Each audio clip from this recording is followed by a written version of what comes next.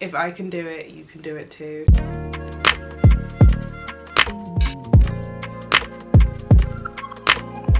Hey gorgeous humans, I hope you're all doing really well. I hope you're all doing really good. I'm PraiseAara, and this video is essentially my journey into self-love, how I sort of got to where I am now, and something of a continuation of my mental health journey. If you like what you are about to see and hear, go ahead and give this video a thumbs up. Don't forget to subscribe and have fun with the buttons down below, and let's get into it. So I have part 1 to my mental health journey. I will put that on screen somewhere in the cards if you want to watch that. And yeah, essentially it just kind of goes through my mental health journey up until around 2021. Around that time I had been in therapy for a little bit. By the time it had gone up, I was like on the way to sort of just getting my mental health in check and just making sure that I was looking after it. Come January 2022, I hit a proverbial wall. I hit a moment where I was just like, I don't know what, but something has to change, something has to give. Like, I'm just kind of fed up of where I am in so many different aspects. At this point, I'd been in therapy for about 2.5 months, and when I started therapy, I was like, this is the best thing. This is exactly what I needed. And I would encourage anybody that feels like they need therapy. If you feel like you might need it, you're probably right. I know it is very inaccessible thing at points, and I think it's such a shame how difficult it is to access therapy at times, but see what is possible. And then we reached my last session. I just felt like I'd gotten everything out of the experience that I needed, and there were so many points after I stopped going to therapy where I was like, am I making the right decision? Am I doing the right thing? But I think in life it's so important to know when to start things, when to stop things, when to persist, when to give up. So we hit January, and I have hit this proverbial wall where I'm just like, I am tired of year in, year out being like, this is gonna be my year and it's not really my year. I was like, this year just needs to be different. And honestly, so does the rest of my life, but let's take it 1 year at a time. This year needs to be a year where I'm able to set a goal and pursue it. And honestly, when it came to goals, I didn't really have much in mind. All I knew was that I wanted to feel better about myself. And sometimes I do still wonder what made this time different from all the other times I've tried to make changes. And maybe it was just a situation where the right mix of all of the wrong things had happened, and I was experiencing so many things that I didn't like at once, that I just had this determination that I was gonna see this through, and whatever it looked like on the other side, that would just be it. I just knew there was more that I could achieve than I was currently achieving. I think the hardest thing for me is that I knew all of the steps that I needed to take in order to get to where I wanted to be. It was like between me and the actions that I needed to take on a regular basis to achieve certain goals, there was almost like there was some sort of a block. Like, I was aware of all of the different ways that I could make my day more productive and so on and so forth, but for some reason I wasn't doing those things. And I knew if I could figure out what it was on a deeper level that was stopping me from doing those things, then I could do the things. So I started doing some research. I read What to Say When You Talk to Yourself, and I was like, okay, this makes sense, this makes sense. And it talks about how your internal dialogue and the things that you say to yourself, they then influence how you show up in your day-to-day life, and that if you want to shift your habits, it's actually really important to shift your internal dialogue. So I was like, okay, this sounds like something. That was when my love for affirmations began. So I would start like maybe writing down affirmations or saying them out loud as often as I could remember. The issue was I didn't remember very frequently, and in between all of that I was still very negative in my head, and so I felt like I was treating a symptom of something that was a little bit deeper. And then I read Psychocybernetics by Maxwell, and this was the book that I've actually recommended to quite a few people, and it was talking about the self-image and its impact on how we show up, and its impact on the things that we end up doing and the things that we are then capable of on account of how we see ourselves, and essentially our self-concept. And I was like, this is it. The things that I believe about myself on a deep level, like on a subconscious level, are all the way off. Of course, I'm not going to show up consistently on the case of something I don't believe I'm going to achieve, or I don't think I deserve to achieve. So I was like, okay, so how do I go about preparing that? And this is where I feel like I read the 2 books in the wrong order. Had I read Psychocybernetics first, I think it would have helped me with understanding what to say when you talk to yourself a lot better, and from a more holistic perspective. And this is where my time in therapy came in so handy. I had to figure out the things that I believed about myself, the core beliefs that I had about myself, and the stories that I had about myself and about my place in the world. And I had just spent 2.5 months unearthing all of that with my amazing therapist.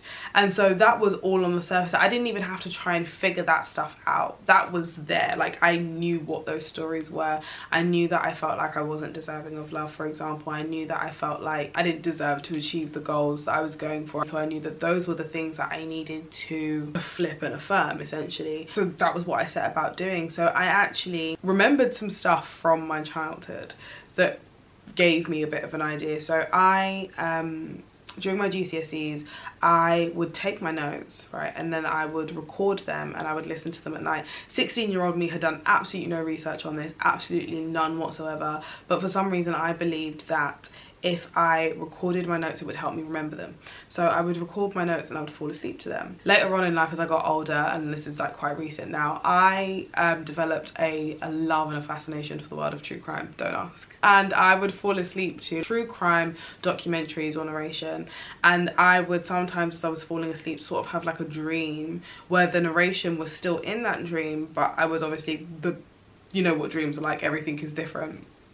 I then read a story on Twitter. This woman who was living with her partner and her mother-in-law, and her mother-in-law would go into her room at night and say some absolutely awful things to her. But the woman reported that she'd actually thought that they were her own thoughts until she recorded what was happening. I actually got footage that it was actually her mother-in-law saying these things. So I was like, this is it. What if I record affirmations, the same ones that I would use in the daytime if I were going to remember, but just have them playing overnight? And there's an app that I use, this is not sponsored, but the app's called Self Pause. They have a function where you can record your own affirmations. I wanted to focus on how I saw myself and how I believed other people saw me, and then a little bit on what I was capable of doing, but I figured that how I saw myself would kind of cover it. And so I did that. I had them playing overnight, and I think the first thing that I noticed was that I woke up the next morning and I didn't wake up into the same anxiety that I would always wake up into. I felt kind of calm. I just felt good. Over time, I found that I was a lot more emotionally stable.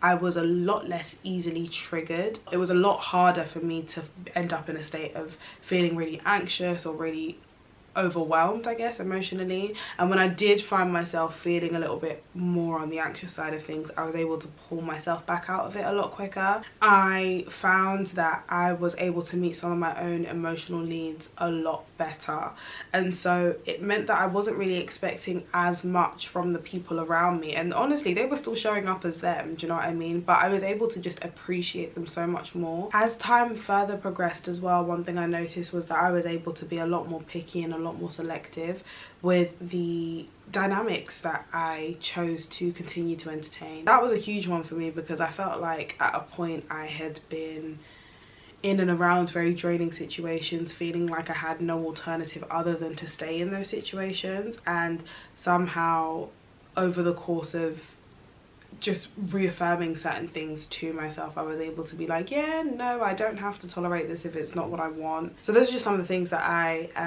noticed as time went on. I can do a whole other video on some of my favorite affirmations, just generally that I like to use, and the different situations in which I like to use them.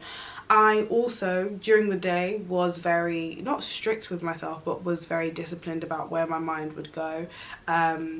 Because obviously I still had to monitor what I was thinking about and entertaining mentally if I was gonna make this a permanent change.